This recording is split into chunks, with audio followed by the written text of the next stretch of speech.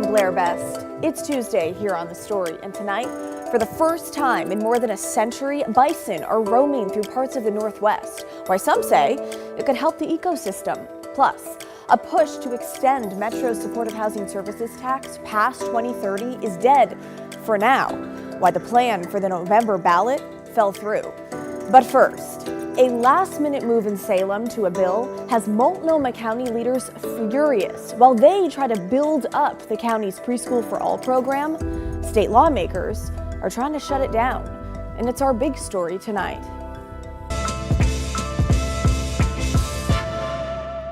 With 5 days left in this year's legislative session, a last-minute move in Salem is putting free preschool at risk for thousands of Multnomah County students. This is unconscionable and underhanded. Today, in an impromptu news conference, all right, let me know when you guys are ready. The Multnomah County Board condemns a Senate bill that would eliminate the county's Preschool for All program by 2027. That the County Commission is standing together and Multnomah County is doing everything possible to protect against this unprecedented, unfair, and undemocratic effort. Back in 2020, Multnomah County voters approved a tax on high-income earners to fund free preschool for 3- and 4-year-olds. It's a 1.5% tax on couples making a joint yearly salary of over $200,000, and an additional 1.5% tax on couples making over $400,000. Well, this week in Salem, lawmakers made an amendment to Senate Bill 106, a bill that would require a revenue officer to study Oregon's tax systems. The amendment came from the Senate Committee on Finance and Revenue, proposed at 10:25 Monday night. It reads, "A county cannot impose an income tax where the proceeds are to be used for providing preschool or early childhood learning services that are not in alignment with state standards." It goes on to say this only applies to counties with at least 700,000 people. There's only one of those in Oregon, Multnomah County. Completely undemocratic and unfair, and really it is like nothing that I've ever seen before come out of the legislature.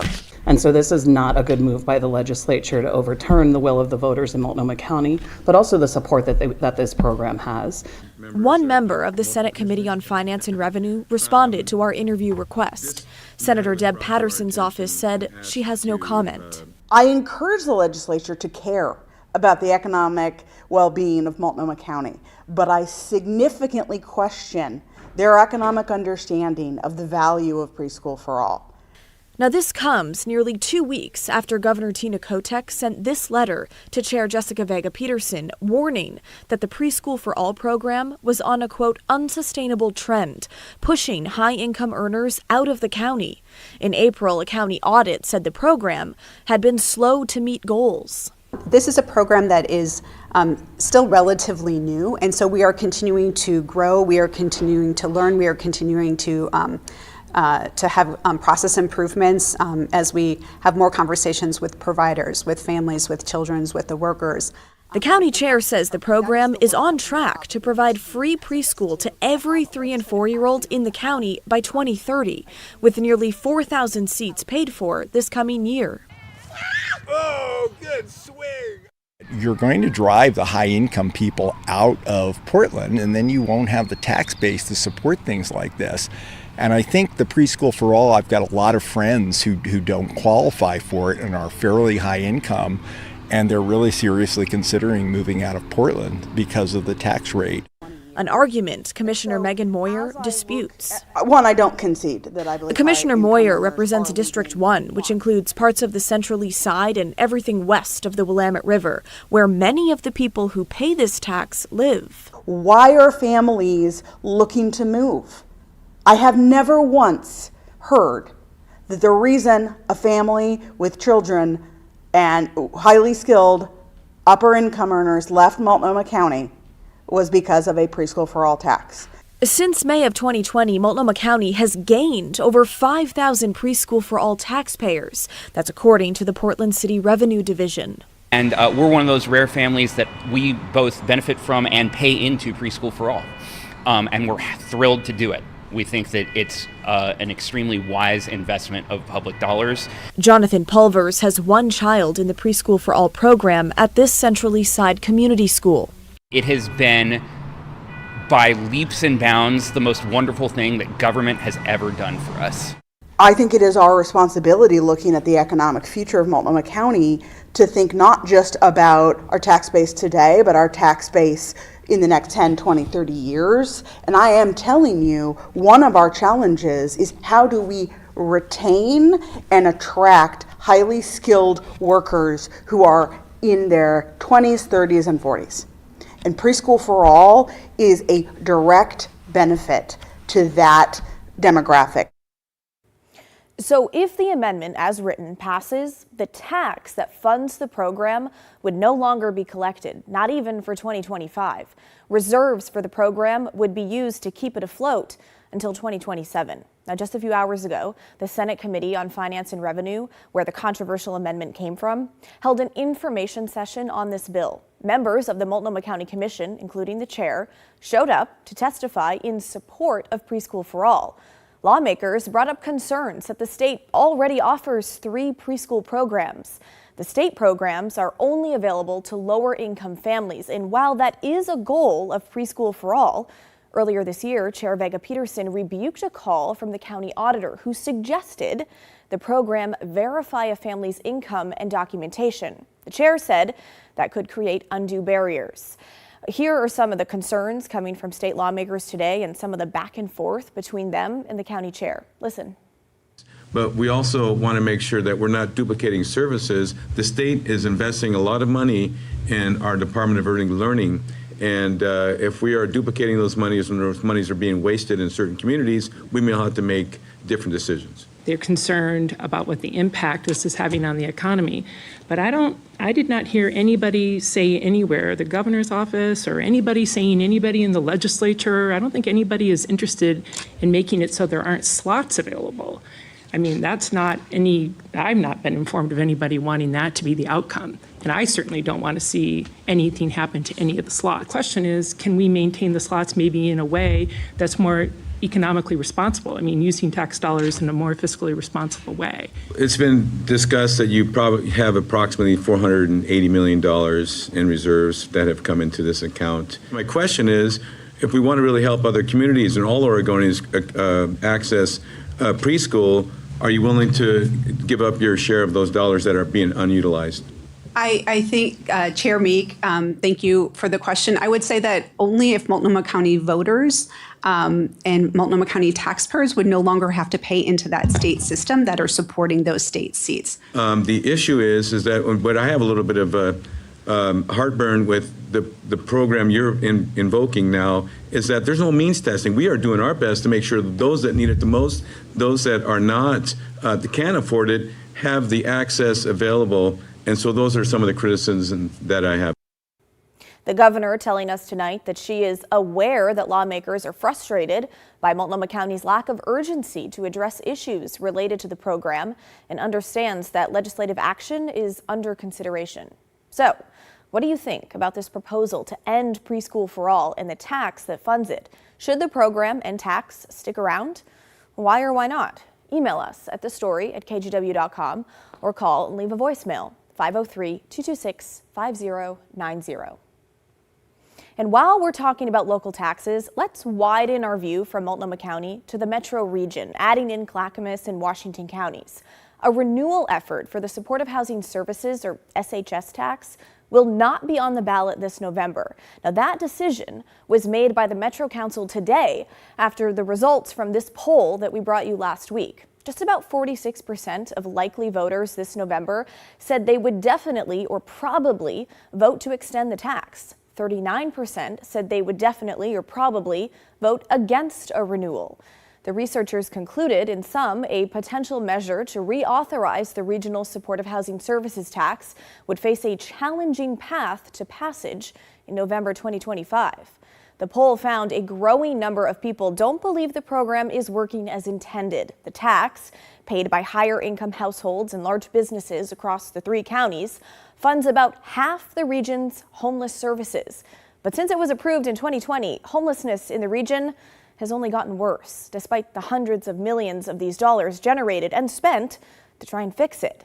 The tax, as it stands now, is set to expire in 2030. So Metro was looking to potentially extend it to 2050. That effort could happen in the next few years, but it won't be coming this fall. Well, we've done an incredible job bringing together people to focus on how we keep this funding delivering life-saving programs across the region. We've all had our briefing on the polling, and it's become clear to me, if not to you, that there's really not a path this year to an extension of this measure, and that the gap in public trust is too wide. And we're going to have to work very hard over the coming years to narrow that gap and regain the trust of the public. All right, heading to Salem now in the sprint to the finish line for the transportation funding package. Lawmakers have until the end of the day on Sunday to get the monstrous bill through the House and Senate, and it's going to be a close call. The bill barely made it out of the Transportation Committee, was sent to the House floor, and then sent right back to the committee yesterday. And as of right now, the bill does not have any scheduled hearings or work sessions, which is wild given the deadline.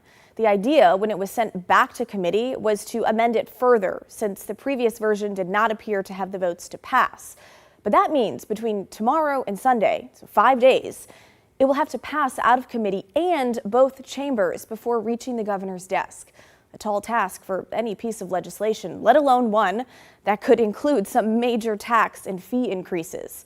And while we've focused on the drama both behind and in front of the curtain in Salem, tonight let's look at what it would mean if the bill fails to pass this session. According to ODOT, it would not be pretty. In a statement this week, the agency told us they have a structural revenue issue. It faces a $354 million shortfall for the upcoming biennium, July of this year to June of 2027, to maintain current staffing and service levels. They told us in order to delay the, quote, fiscal cliff, they voluntarily reduced spending over the last 6 years, saving nearly $300 million. They went on saying, quote, if the legislature does not address this structural revenue challenge or take steps to close the budget gap for the 2025-27 biennium, ODOT would be forced to cut around 1,000 employee positions, including laying off over 600 current employees. Now, this reduction would force the closure of maintenance stations, result in 50% fewer winter materials purchased, and significantly reduce winter service levels beginning this winter. So that's what's on the table if nothing changes in the legislature between now and Sunday. The governor's office telling us this week she's monitoring the progress of the bill and has no other comment. But several of you had some comments, including Paul, who wrote, "You have reported several times about all the new fees and taxes in the bill. I have yet to hear a plan where ODOT has to live on a smaller budget without all the new fees and taxes. That's what my household has to do." The crux behind the Republican transportation plan was to avoid adding fees and raising taxes, forcing ODOT to trim down. Well, that idea has not gone anywhere with Democrats, and even Republican Representative Kevin Mannix of Salem, while calling the Democrats' plan, quote, grossly obese, said his own party's proposal was, quote, too thin. Here's more of your thoughts. This is typical Oregon on your transportation bill. They tax, and they show nothing for the money they tax us on. And they just keep doing it decade after decade. And they're still coming back for more money, and they get nothing done. Well, here's a comment that we see often. It came from Terry. Instead of excessively taxing motorists and subsidize transit and pay for bicycle infrastructure, which in turn adds to delivery costs leading to inflated prices at the grocery store and elsewhere, transit riders and bicyclists need to become far more financially responsible for what they utilize. And we'll end on this one from a viewer named Bill, upset over the bill's proposed gas tax hike. He lives in rural Central Oregon. Our gas prices are already astronomical in comparison to everywhere else. These gas taxes would just keep hurting us, and we would get no benefit. I don't see a plus side for us, except for hurting us more, and I don't see that as a very good thing. Well, up next on the story, we'll explain how a Portland man was scammed out of more than $10,000, how the scheme worked, and the red flags to watch out for so you don't lose any of your hard-earned money. That's when the story returns.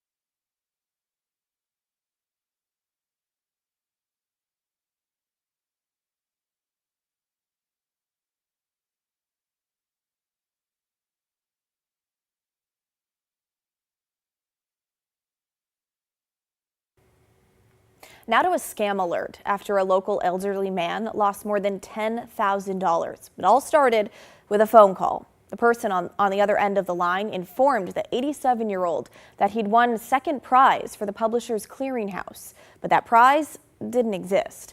Alma McCarty tells us how the scammers used every trick in the book. On June 9th, I was flying back from New York, and I couldn't reach him. Iris kept calling and calling, hoping for the best as she made her way back to Portland, home to her husband. When I got home, he says, I have good news for you. We won Publishers Clearinghouse. We're going to get a big check. After that, I had a meltdown. Because while she suspected this was, in fact, a scam, her 87-year-old husband fell victim to a morning phone call. And the second prize is $850,000 and $150,000 in cash. Additionally, I was going to get a 300 Mercedes SUV. But in order to make that happen, the caller said they'd need some money first, meeting up with the man at this Chase Bank branch in the Pearl. Walked in behind me, and I said, how much money do you need? He said, $10,000. I said, what's that for? He said, well, we need people to insure the car, give it license plates, install the plates. And while that sounded reasonable to him at the time, and he withdrew 10 grand from the bank, even going as far as driving with the scammer to CVS for an envelope and then to the post office to mail it, he soon realized it was too good to be true. I used to be a very bright guy, and I feel very stupid now having bought this. Iris wishes the bank teller would have called a manager or in some way intervened. None of this would have happened. And it's not like he looks like a young man. And there was a man like shadowing him. And were you already starting to get nervous then? Yes. Both Portland Police and Chase Bank confirming with KGW that they're looking into this case. Detectives working to track down surveillance video that may show the victim with the suspect. The couple hopes those investigating will take the scam seriously. everything I've done, I feel I get to a dead end. They go, yes, yes, we noted it, right? And like, get somebody on the phone and say, look, this is what we're going to do for you. Alma McCarty, KGW News. So the victim, before realizing that this was a scam, returned to that bank again that day to get another $1,500 out to buy gift cards. Portland police are investigating, but this situation illustrates some red flags to watch out for so you don't become the next victim. A big one in this case, the legitimate Publishers Clearinghouse will never call in advance, nor will you ever have to pay to claim a prize. Well, coming up next on the story, bison are now roaming on some tribal lands in the state of Washington, a cultural milestone that brings environmental benefits as well. Why some call it surreal. When the story returns.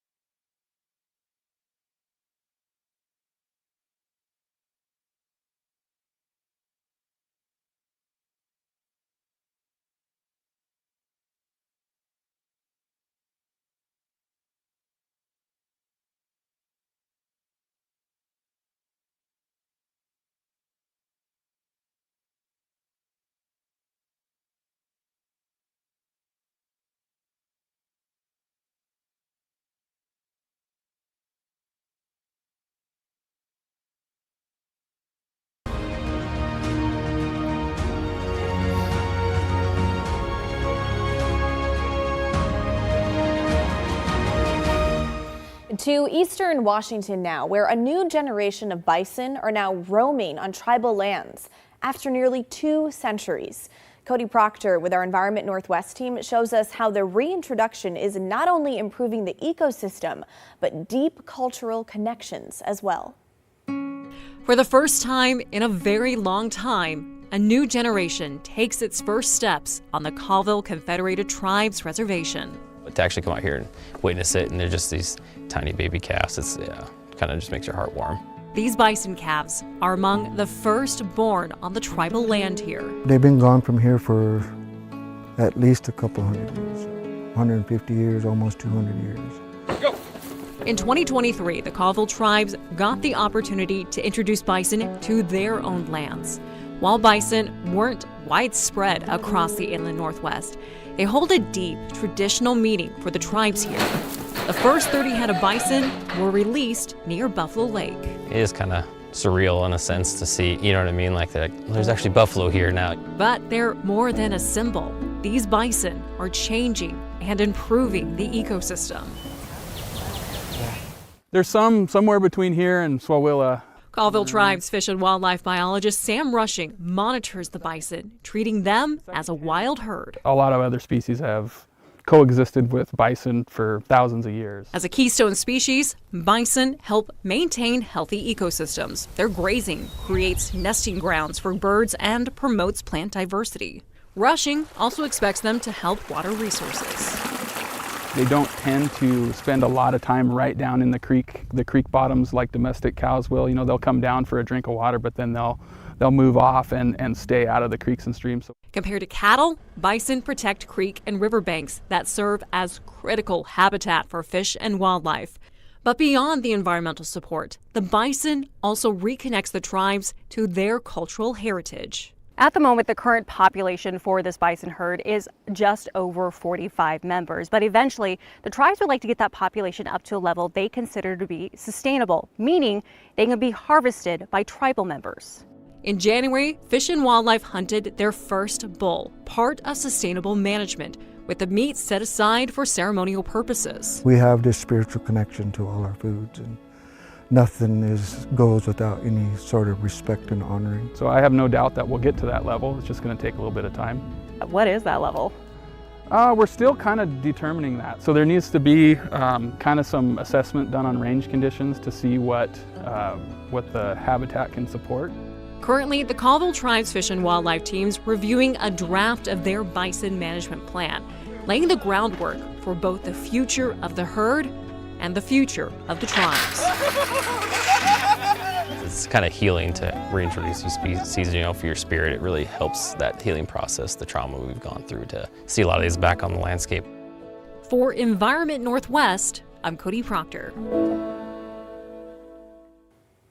And before we go tonight, astronomers at the University of Washington got their first look at some of the deepest parts of space as scientists unveiled the first images from the new Rubin Observatory this week. It's basically the largest digital camera ever built.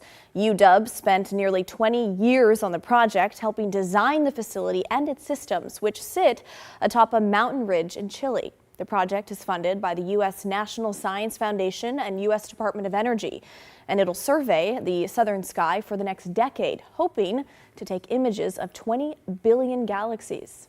Very cool.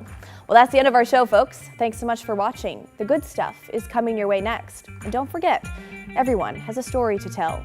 If you ever miss an episode of The Story at 6:30, we re-air it at 8:30 and 10:30 p.m. on our TV app, KGW+. You can also watch us the next morning at 11:30 and download that free app now on Roku, Apple TV, and Fire TV. In the meantime, have a great Tuesday night. I'll see you right back here tomorrow night at 6:30.